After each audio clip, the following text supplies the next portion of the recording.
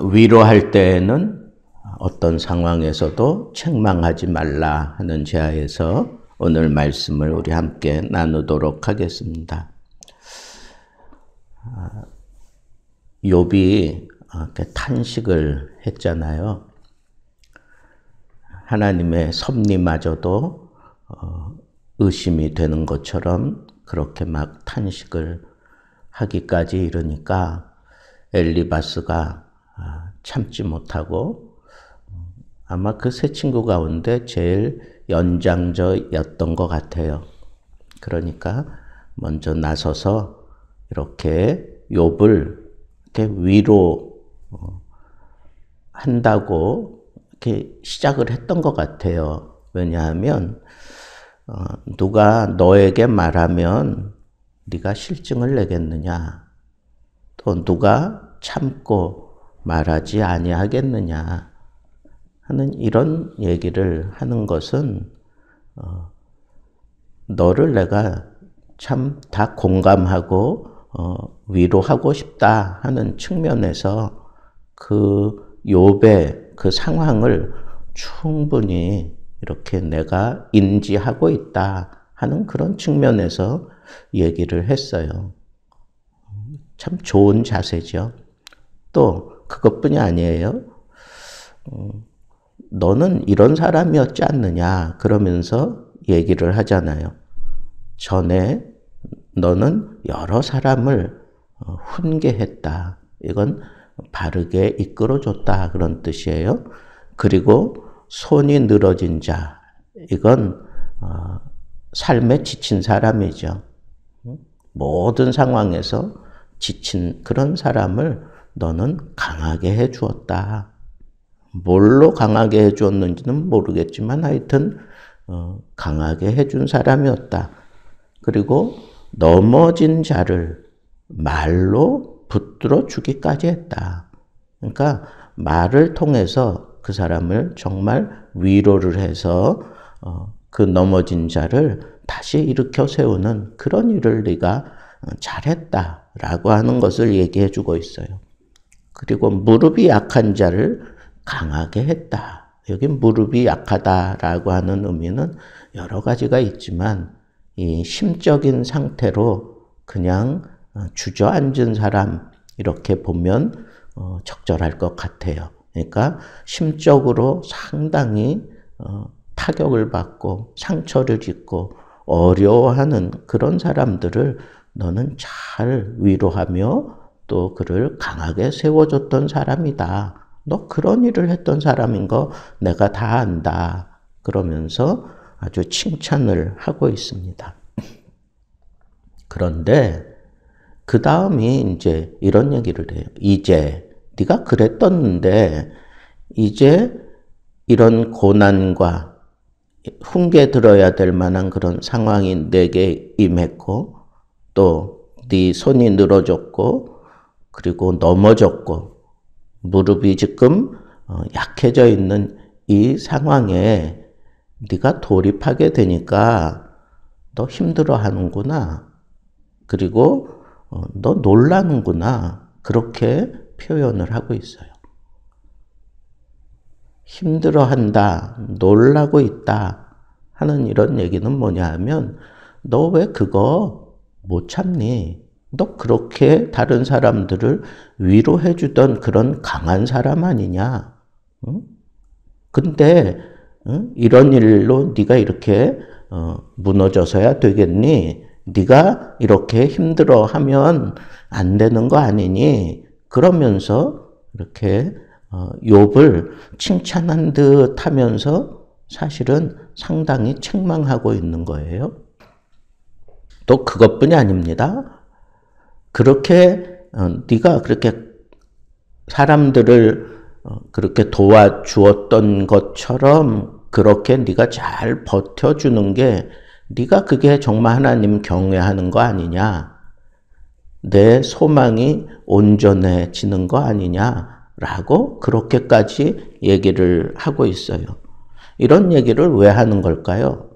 이건 너 만약에 지금 이런 상태로 우리한테 이렇게 주저리 탄식하며 얘기하고 있는 이것은 너 그동안 그러면 하나님을 경외한다고 하면서 가식적으로 했던 거냐? 너 정말 소망 있게 살아가던 그런 모습 보여주었던 거 그거 다 그러면 가짜니? 뭐 이런 식으로 수위를 높여가지고 상당히 책망하는 그런 논조가 여기 쭉 펼쳐지고 있는 거예요. 저는 오늘 말씀을 묵상하면서 엘리바스가 위로한다고 시작했는데 좋은 말로 시작했잖아요. 너를 내가 다 공감한다 하는 그런 태도. 또 그것뿐이 아니라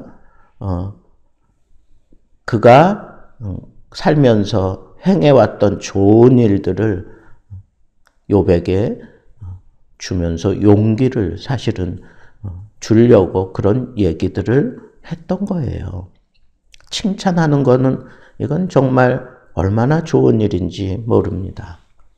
그런데 저는 이 엘리바스는 이렇게 그 사람을 공감해주는 능력이 있었고 그리고 칭찬할 줄 아는 그런 지혜로운 사람이었는데 그 공감하는 것 그리고 욥을 칭찬하는 것은 그 다음 책망하기 위해서 그랬다고 하는 게 이게 아주 못됐다는 거예요.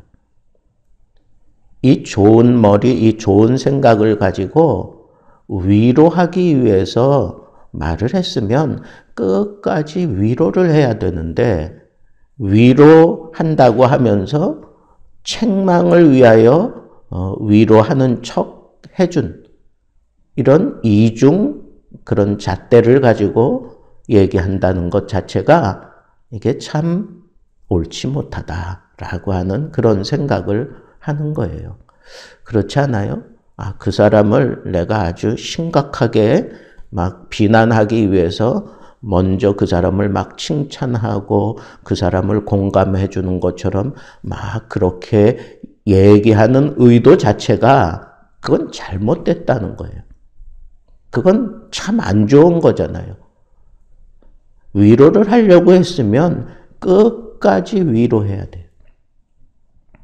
그 사람이 지금 자기가 이렇게 억울하다, 욥이 지금 계속 그러는 거 아니에요.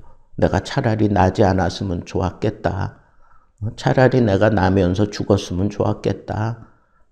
정말 하나님이 살아계시는 건 나는 분명히 확신하는데 그럼에도 불구하고 왜 나에게 이렇게 감당할 수 없는 이런 심각한 고난들이 계속 이어지는지 나는 참 감당하기가 힘들다.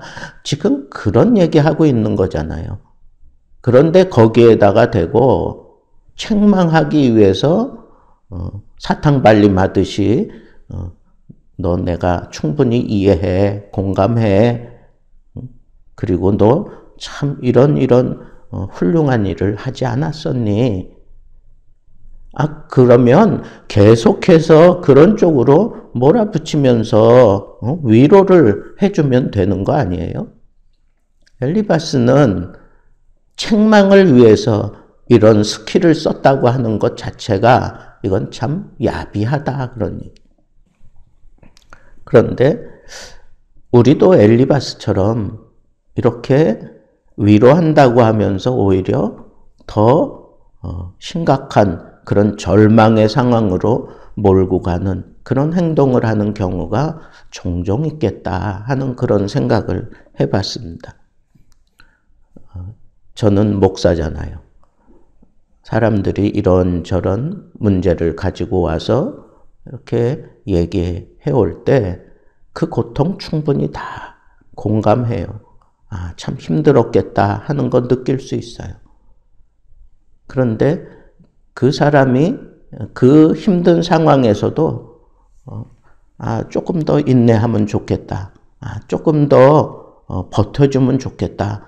조금 더 힘들지만 내가 이걸 충분히 감내하면서 꿋꿋하게 믿음 생활을 잘하면 좋겠다 하는 그런 생각이 들면, 그런 생각이 내 마음속에 들면 그때부터는 그 사람의 잘못한, 그리고 잘못하고 있는 그런 행동들만 내 눈에 계속 가시같이 막 꽂히는 거예요.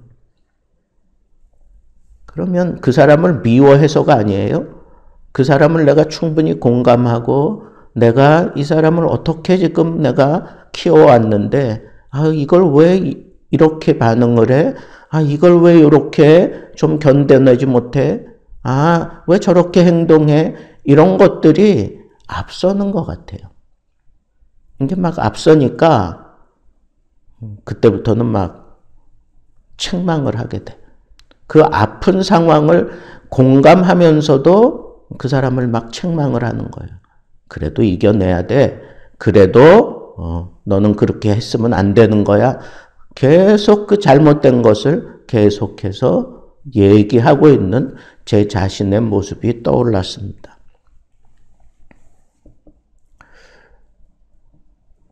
그게 어쩌면 저와 같은 사람이 가지고 있는 아주 심각한 딜레마일 수도 있겠다 하는 생각이 드는 거예요. 우리는 사람을 위로할 때 그냥 어떤 스킬이 중요한 게 아니에요. 그냥 그 사람을 그냥 공감해주면 그걸로 그냥 끝나는 거예요. 그리고 그 자리에 그냥 함께 있어주면 된다 그랬잖아요. 그 친구들이 정말 진한 우정을 가졌던 그런 친구들이었으니까 욥의 소식을 듣고 약속해서 한 걸음에 달려와서 7일 동안이나 그냥 함께 있었잖아요. 침묵이 때로는 아주 굉장한 위로가 된다고 그랬잖아요. 그런데 욥이 자꾸 자기 변명을 하고 자기 고통을 호소하는데 그것을 들으면서 이제 엘리바스 이후 다른 친구들이 계속해서 이제 욥과 변론을 하게 됩니다. 물론 욥이 잘했다고 볼 수는 없어요. 그런데 또 하나 우리가 공감하는 것은 우리도 욥과 같은 그런 처지에 그런 고통을 당해보지 않고 욥에 대해서 왜 저렇게 변명을 해? 왜 저렇게 비겁하게 해? 저런 모습을 취해? 이렇게 함부로 얘기해서도 안 되고 그렇게 생각해서도 안 된다는 거예요. 내가 위로하려고 하는 사람이라면 그냥 위로만 하는 게 좋은 거예요. 그게 옳은 거예요. 그래서 엘리바스는 이렇게 위로하려고 왔지만 공감해준다. 그리고 너 이렇게 참 훌륭했던 일 했던 사람 아니냐. 그래 놓고는 그런데 네가 이걸 견디지 못하고 이걸 인내하지 못하고 너 그렇게 그렇게 또 힘들다고 그렇게 얘기하는 것은 너 위선자 아니냐 하는 것과 지금 다를 바가 없어요. 그 상처난 것에 소금 뿌리는 행위가 돼버리고 말았다는 거예요. 그래서 저는 우리가 살아가면서 혹은 제자들이 혹은 자식들이 와서 이런 푸념을 하고 또 이런 고통을 호소하고 그럴 때 그냥 지혜롭게 묵묵하게 들어주고 공감해주고 그냥 거기 함께 해주고 그리고 위로하려고 하면 그냥 위로의 메시지만 전하면 돼요. 그게 말로 하든지 표정으로 하든지 그냥 행동으로 보여주든지 위로자에게 필요한 건 말이 아니라 그냥 함께 하는 거예요. 침묵해 주는 거예요. 그리고 정말을 하려고 하면 그를 격려해 주고 그를 일으켜 세워주는 그런 말만 하면 되는 거예요. 다 좋았어. 그것만 너 하면 돼. 그러면 더 마음에 짐이 생기는 거예요. 가령 자녀들이 한 80점밖에 못 받았어. 근데 와가지고 아버지가 너 그래가지고 되겠어? 뭐 잘해야 되지 않겠어? 뭐 잘하면 내가 뭐 줄 거야? 뭐 그러면서 했더니 이 녀석이 뭔가 깨달음을 갖고 100점을 맞아가지고 온 거예요. 그러면 잘했다고 칭찬하고 약속한 거 그거 해주고 너 참 그래 너 참 잘하는구나 막 이러면 되는데 거기다가 사람들은 거기다 초를 쳐요. 너 방심하지 마. 지금부터 시작이야. 뭐 이런 식으로 얘기해 버리면 그건 격려하고 위로하는 게 아니에요. 그거는 오히려 더 큰 짐을 그 자식에게 얹어주는 것과 다를 바가 없다는 거예요. 그래서 오늘 말씀을 통해서 우리가 가슴에 꼭 명심해야 될 건 위로할 때에는 그냥 위로로 그치라는 거예요. 거기에 내 눈에 들어오는 거, 이랬으면 더 좋겠다. 이거는 얘가 잘못하고 있는 건데, 그러면서 그걸 붙잡고, 책망을 하고 비난을 해버리면, 그건 위로가 아니라 그 상처에 소금 뿌리고, 그냥 더 심각한 절망 상황으로 몰고 갈 수 있다고 하는 이 사실을 생각하고, 우리는 정말 세상의 위로자 아니에요?